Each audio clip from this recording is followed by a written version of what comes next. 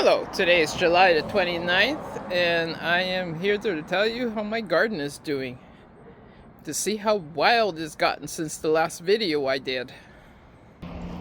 As you can see, my flowers have really spread out. They're wider than the planters themselves. This one here, as you can see, it has about a 6-foot span. The planter is only 20-inch tire. That's all it is. This is spanning way beyond the planter itself. As you can see how wide it is.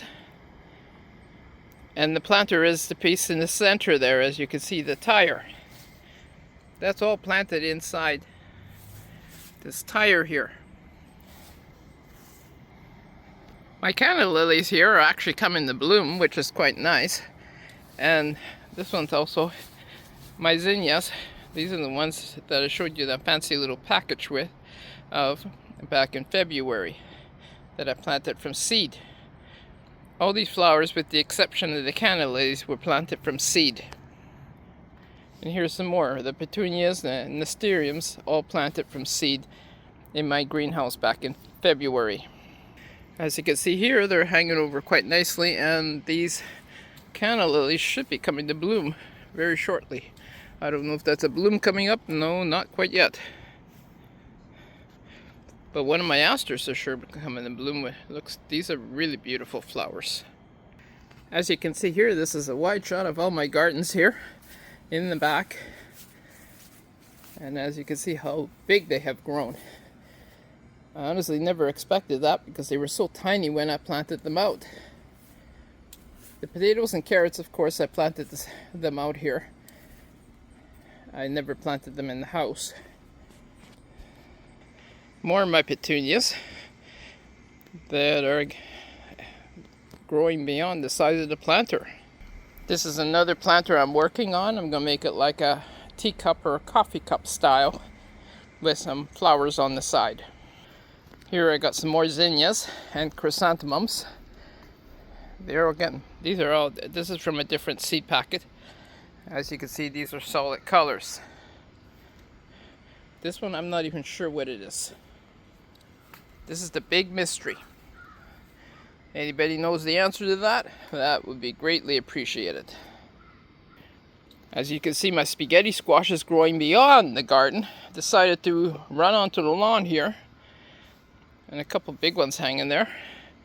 They start to grow all over the place, and they've actually overrun the cucumbers. So the cucumbers are kind of buried underneath them.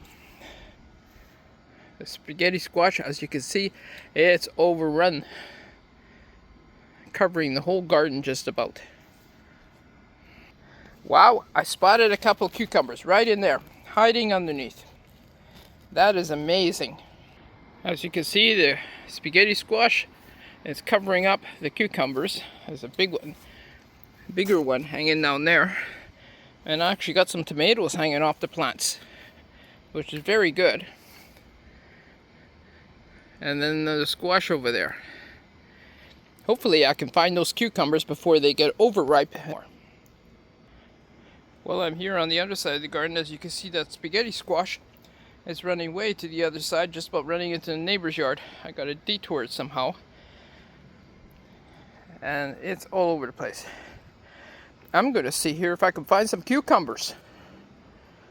Because you know what? I would like to have some cucumbers too. It's even covering a potato plant buried in the bottom. And I can't find any more cucumbers. But they're in here somewhere. A lot of these weeds are hard to get at, especially underneath the spaghetti squash, because... Oh, I found the cucumber! Look at that! There is a cucumber. I found one. Whoa! I can't believe it. I found the cucumber. Okay, so I do know I have some cucumbers. It's a matter of just finding them.